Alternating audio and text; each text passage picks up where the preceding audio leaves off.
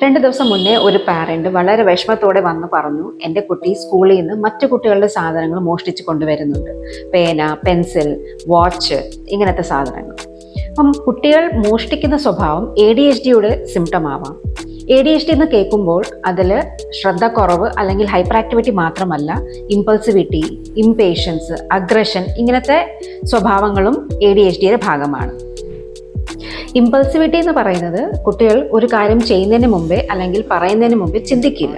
ഇത് ശരിയാണോ, ഞാൻ പറയുന്ന കാര്യങ്ങൾ ശരിയാണോ, അല്ലെങ്കിൽ ഞാൻ ചെയ്യുന്ന കാര്യങ്ങൾ ശരിയാണോ, അത് പറയേണ്ട ആവശ്യമുണ്ടോ അല്ലെങ്കിൽ ചെയ്യേണ്ട ആവശ്യമുണ്ടോ എന്ന് ചിന്തിക്കില്ല. ഒരു കാര്യം ഇഷ്ടപ്പെട്ട് കഴിഞ്ഞാൽ അതങ്ങ് എടുക്കുകയാണ് ചെയ്യുന്നത്. അത് ചോദിക്കുകയോ അല്ലെങ്കിൽ ചോദിക്കാതെ എടുക്കുമ്പോഴത്തേക്കിൽ അത് ശരിയല്ല എന്നുള്ളത് ചിന്തിക്കാറില്ല. അവിടെയാണ് ഇമ്പൾസിവിറ്റി വരുന്നത്. അതേപോലെ ഇംപേഷ്യൻസ് ഉണ്ടായിരിക്കും. അവർക്കൊരു കാര്യം കണ്ടാൽ ക്ഷമ കാണൂല.